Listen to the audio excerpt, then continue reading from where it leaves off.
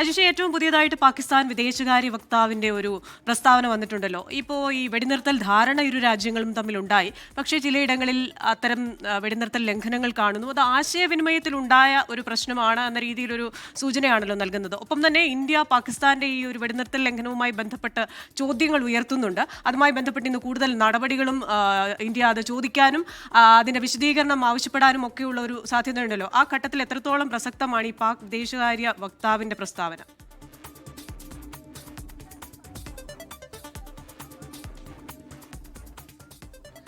Christina, Hashmi, good morning. എന്തായാലും വളരെ ശാന്തമായ ഒരു ഞായറാഴ്ചയാണ്. ഡൽഹി എല്ലാം സമാധാനപരമായിട്ടാണ് കാര്യങ്ങൾ നടന്നു പോകുന്നത്. നമ്മൾ ഇന്നലെയൊക്കെ ഈ ഭാഗത്തേക്ക് വരുമ്പോൾ കർശന സുരക്ഷാ പരിശോധനയൊക്കെ ഉണ്ടായിരുന്നു. ഇവിടെയൊക്കെ ബാരിക്കേഡുകൾ വെച്ച് നിറച്ചിട്ടുണ്ടായിരുന്നു. പക്ഷേ ഇന്ന് കാര്യമായ പരിശോധനകളൊന്നുമില്ല. സുരക്ഷയൊക്കെ കുറച്ചിട്ടുണ്ട്. പല സ്ഥലങ്ങളിലുമുള്ള ബാരിക്കേഡുകളൊക്കെ നീക്കിയിട്ടുണ്ട്. ആളുകളൊക്കെ സാധാരണ പോലെ അവരുടെ ജീവിതമായി മുന്നോട്ട് പോവുകയാണ്. നമ്മൾ ഈ കഴിഞ്ഞ ദിവസം ഈ കാര്യങ്ങൾ വൈകിട്ടോടെ ഏതാണ്ട് കാര്യങ്ങളൊക്കെ ഒന്ന് അയവ് വരുന്നു എന്ന് ശാന്തമായി എന്ന് തോന്നിയ ഒരു സമയത്തായിരുന്നു ഇന്നലെ പാകിസ്ഥാന്റെ ഭാഗത്തു നിന്ന് രാത്രിയോടെ ഒരു സീസ് ഫയർ വയലേഷൻ ഉണ്ടാകുന്നത്. ആദ്യമൊക്കെ ഇവിടുത്തെ പ്രതിരോധ വക്താക്കൾ അല്ലെങ്കിൽ പ്രതിരോധ മന്ത്രാലയവും വിദേശകാര്യ മന്ത്രാലയവും ഒക്കെ കരുതിയിരുന്നത് ഇതിന്റെ ഒരു കമ്മ്യൂണിക്കേഷന്റെ ഒരു പ്രശ്നമാണ്. കാരണം ഒരു ഹോട്ട്ലൈൻ വഴിയുള്ള ഒരു ധാരണയാണെങ്കിൽ പോലും പിന്നീട് പാകിസ്ഥാന്റെ ഈ അതിർത്തി മേഖലകളിലെ കമാൻഡിലേക്ക് ആ ഓർഡർ അല്ലെങ്കിൽ ആ ധാരണ എത്താൻ വൈകി ഇതിനെ തുടർന്നുണ്ടായ ഒരു കമ്മ്യൂണിക്കേഷൻ പ്രശ്നമാണെന്നാണ് ആദ്യം കരുതിയിരുന്നത്. പിന്നീട് ആണ് മനസ്സിലായത് ഒരു പ്രകോപനമാണെന്ന് മനസ്സിലാവുകയും പിന്നീട് വിദേശകാര്യ മന്ത്രാലയം തന്നെ അത് സ്ഥിരീകരിക്കുകയും വാർത്താ സമ്മേളനമൊക്കെ നടത്തുകയും ചെയ്തു. പക്ഷേ പാകിസ്ഥാന്റെ ഭാഗത്ത് നിന്ന് ഔദ്യോഗികമായ ഒരു വിശദീകരണമൊന്നും ഇക്കാര്യത്തിൽ ഇന്നലെ രാത്രിയൊന്നും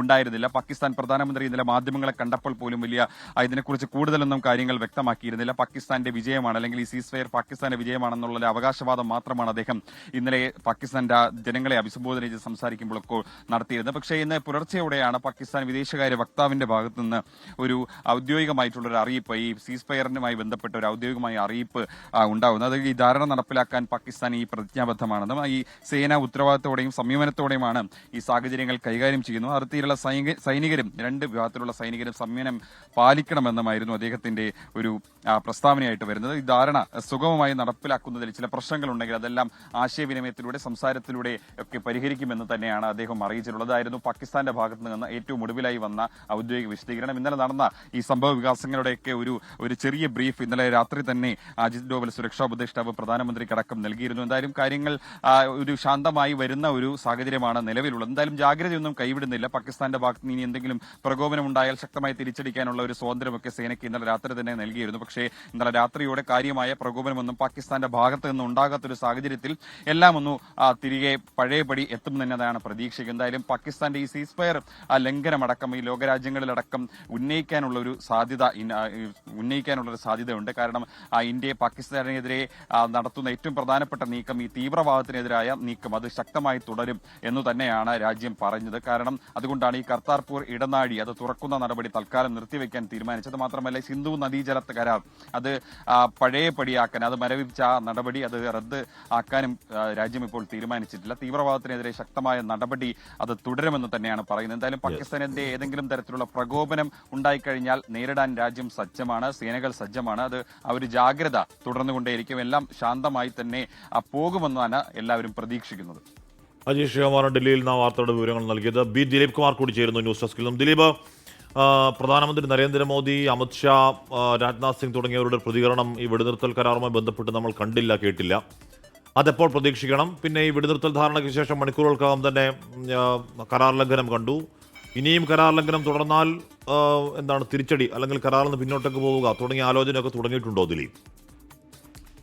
ഹഷ്മി, പാകിസ്ഥാനെ സംബന്ധിച്ച് ഒട്ടും വിശ്വസിക്കാൻ കഴിയാത്ത ഒരു അയൽ രാജ്യമാണെന്ന് ഒരിക്കൽ കൂടി അവർ തെളിയിച്ചിരിക്കുകയാണ്. ഇന്നലെ ഈ വെടിനിർത്തൽ കരാറല്ല, ഒരു ധാരണ. ഇന്ത്യ പക്ഷേ ഔദ്യോഗികമായി വെടിനിർത്തൽ എന്ന വാക്ക് വിദേശകാര്യ സെക്രട്ടറി വിക്രം മിശ്രയുടെ വാർത്താക്കുറിപ്പിൽ അല്ലെങ്കിൽ അദ്ദേഹം മാധ്യമപ്രവർത്തകരെ കണ്ടപ്പോൾ അക്കാര്യം പറഞ്ഞിരുന്നതുമില്ല. ഏതായാലും രണ്ടു രാജ്യങ്ങളും തമ്മിലുള്ള ഒരു വെടിനിർത്തൽ ധാരണ അതനുസരിച്ച് ഇന്നലെ വൈകിട്ട് 5 മണിക്ക് രണ്ടു രാജ്യങ്ങളും തങ്ങളുടെ സൈനിക നീക്കങ്ങൾ നിർത്തിവെച്ചതാണ്. പക്ഷേ പിന്നീട് രാത്രിയിൽ പാകിസ്ഥാന്റെ ഭാഗത്തു നിന്ന് പ്രകോപനമുണ്ടാകുന്നു. ഇന്ത്യ സർവ്വസജ്ജമായി ഇരിക്കുകയായിരുന്നു. ഈ വെടിനിർത്തൽ ധാരണയൊക്കെ ഉണ്ടെങ്കിലും പാകിസ്ഥാന്റെ ഭാഗത്തു നിന്ന് എപ്പോഴാണ് ഏതു തരത്തിലുള്ള നടപടിയാണ് ഉണ്ടാവുക എന്നത് പ്രവചിക്കാൻ കഴിയില്ല എന്നുള്ളത് കൊണ്ട് തന്നെ ആ നിലയിൽ സർവം സജ്ജമായിരുന്നു. അതുകൊണ്ട് തന്നെ പാകിസ്ഥാന്റെ ഈ ആക്രമണങ്ങളെ ശക്തമായി പ്രതിരോധിക്കാൻ കഴിഞ്ഞു. ഇനി എന്ത് എന്നുള്ളതാണ്. നാളെ ഉച്ചയ്ക്ക് 12 മണിക്ക് രണ്ടു രാജ്യങ്ങളിലെയും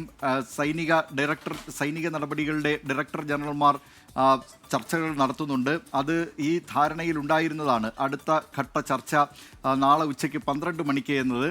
അതിൽ ഈ കാതലായ വിഷയങ്ങളിലുള്ള ചർച്ചയൊന്നും ഉണ്ടാകില്ല എന്നതാണ് ഏറ്റവും പ്രധാനപ്പെട്ട കാര്യം. ഇന്ത്യയും പാകിസ്ഥാനും തമ്മിലുള്ള ഉഭയകക്ഷി വിഷയങ്ങളിൽ അത്തരം വിഷയങ്ങളിലേക്ക് കടന്നുള്ള ഒരു ചർച്ച ഉണ്ടാകില്ല. അമേരിക്ക അവകാശപ്പെട്ടതുപോലെ മറ്റൊരു രാജ്യത്ത് ചർച്ച നടത്താം എന്നായിരുന്നു, അത്തരമൊരു ധാരണയുണ്ട് എന്നാണ് ഇന്നലെ American state secretary Marco Rubio അടക്കം പറഞ്ഞിരുന്നത്. പക്ഷേ അങ്ങനെ ഒരു ചർച്ച മറ്റൊരു രാജ്യത്ത് നടത്തുന്നതിനെക്കുറിച്ച് ഇന്ത്യ ആലോചിക്കുന്നേയില്ല. കാരണം നേരത്തെ മുതൽ തന്നെ ഒരു മൂന്നാം കക്ഷിയുടെ ഇടപെടൽ ഇക്കാര്യത്തിൽ ആവശ്യമില്ല. ഇന്ത്യയും പാകിസ്ഥാനും തമ്മിലുള്ളത് ഉഭയകക്ഷി വിഷയങ്ങളാണ്.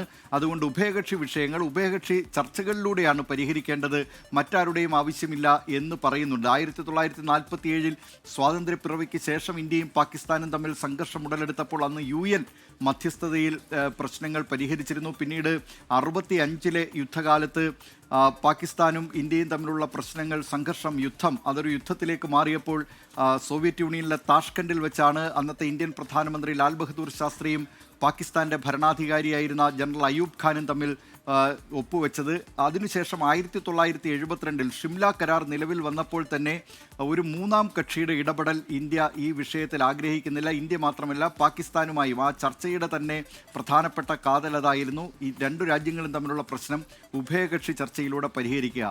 ഈ വിഷയങ്ങൾ ഏതായാലും അത് അങ്ങനെ പരിഹരിക്കാൻ കഴിയുന്ന വിഷയങ്ങളാണോ എന്നതിലൊക്കെ ഇപ്പോഴും സംശയങ്ങൾ ബാക്കിയാണ്. പ്രത്യേകിച്ച് ഇപ്പോൾ കൂടുതൽ വിഷയങ്ങൾ ഉയർന്നു വന്നിരിക്കുകയാണ്. നേരത്തെ പാകിസ്ഥാനെ സംബന്ധിച്ച് കശ്മീർ വിഷയം മാത്രമായിരുന്നു. ഇപ്പോൾ സിന്ധു നദീതട കരാർ മരവിപ്പിക്കുന്ന വിഷയമുണ്ട്. അത്തരം വിഷയങ്ങളൊക്കെ ഇപ്പോൾ പുതുതായി കൂടുതൽ ഉയർന്നു വന്നിട്ടുണ്ട്. അതുകൊണ്ട് ഈ വിഷയങ്ങളിലൊന്നും തന്നെ ഇന്ത്യ പിന്നോട്ട് പോയിട്ടില്ല. സിന്ധു നദീതട കരാർ മരവിപ്പിച്ച വിഷയം അതിൽ നിന്ന് പിന്മാറിയിട്ടില്ല. അതുകൊണ്ട് ഈ വിഷയങ്ങൾ നേരത്തെ ഇങ്ങനെ മൂന്നാം കക്ഷികളുടെ ചില ശ്രമങ്ങൾ നടന്നപ്പോഴൊക്കെ ഇന്ത്യ അതിനെ അവഗണിച്ച് തള്ളുകയാണ് ഉണ്ടായത്. 96 അന്ന് ബ്രിട്ടീഷ് വിദേശകാര്യമന്ത്രി റോബിൻ കുക്ക് പറഞ്ഞിരുന്നത് ബ്രിട്ടീഷുകാർ ഇന്ത്യ വിട്ടപ്പോൾ തുടങ്ങിയ പ്രശ്നമാണ് ഇന്ത്യയും പാകിസ്ഥാനും തമ്മിലുള്ളത്. അതുകൊണ്ട് ആ പ്രശ്നത്തിന് പ്രശ്നപരിഹാരത്തിന് ബ്രിട്ടൻ തന്നെ മുൻകൈ എടുക്കാം എന്ന് പറഞ്ഞപ്പോൾ അന്നത്തെ ഇന്ത്യൻ പ്രധാനമന്ത്രി IK ഗുജറാൾ അതിനെ പരിഹസിച്ച് തള്ളി.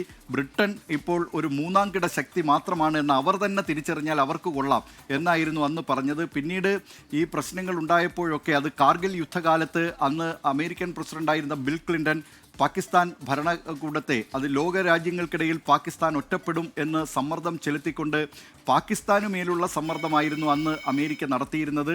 അത് പിന്നീട് പലപ്പോഴും പാർലമെന്റ് ആക്രമണ സമയത്ത് അമേരിക്കയുടെ ഇടപെടൽ പാകിസ്ഥാനു മേലുണ്ടായിരുന്നു ഈ പ്രശ്നം പരിഹരിക്കുന്നതിന് എന്ന് അന്നത്തെ American state secretary Colin Powell തന്നെ വ്യക്തമാക്കിയിട്ടുള്ളതാണ്. പാകിസ്ഥാൻ അന്ന് അമേരിക്കയോട് സമ്മതിച്ചതാണ്, ഇനി അതിർത്തി കടന്നുള്ള ഭീകരവാദം പാകിസ്ഥാന്റെ ഭാഗത്ത് നിന്നുണ്ടാവില്ല, പാകിസ്ഥാനിലെ ഭീകര ക്യാമ്പുകൾ അത് ഇല്ലാതാക്കാം എന്നൊക്കെയുള്ള ഉറപ്പ് നൽകിയതാണ്. പക്ഷേ ആ ഉറപ്പുകളൊന്നും, രാജ്യാന്തര സമൂഹത്തിന് നൽകിയ ഉറപ്പുകളൊന്നും അവർ പാലിച്ചിരുന്നില്ല. അങ്ങനെ ഉറപ്പുകൾ തുടർച്ചയായി ലംഘിക്കുന്ന പാകിസ്ഥാനെ എത്രമാത്രം വിശ്വസിക്കാം എന്നത് ഇപ്പോഴും ഒരു ചോദ്യമായി അവശേഷിക്കുകയാണ്. ഏതായാലും അതിർത്തിയിൽ സമാധാനം ഇപ്പോൾ താൽക്കാലികമായെങ്കിലും കൈവന്നിരിക്കുന്നു എന്ന് നമുക്ക് പറയാൻ കഴിയും. മറ്റൊന്ന്, ഏറ്റവും പ്രധാനപ്പെട്ട കാര്യം പാകിസ്ഥാനെ സംബന്ധിച്ച് ഇന്ത്യയുടെ ഭാഗത്ത് നിന്ന് നേരത്തെ ഉണ്ടായിരുന്നത് പോലും അല്ല, തലസ്ഥാനമായ ഇസ്ലാമാബാദിലടക്കം അവരുടെ സൈനിക കേന്ദ്രമായ റാവൽപിണ്ടിയിലടക്കം കടന്നു ചെന്നുകൊണ്ട്, അതായത് പാകിസ്ഥാന്റെ കൂടുതൽ ഉൾപ്രദേശങ്ങളിലേക്ക് കടന്നു ചെല്ലുകൊണ്ട് ആക്രമണം നടത്താൻ കഴിയും. നേരത്തെ പാക് അധീന കശ്മീരിലൊക്കെയായിരുന്നു ഇന്ത്യയുടെ ആക്രമണം മുൻപുണ്ടായിരുന്നതെങ്കിൽ ഇപ്പോൾ അതല്ല സ്ഥിതി എന്ന് അവരെ ബോധ്യപ്പെടുത്താൻ കഴിഞ്ഞു. അവിടുത്തെ ഭീകര പരിശീലന കേന്ദ്രങ്ങൾ ഇന്ത്യ തകർത്തു.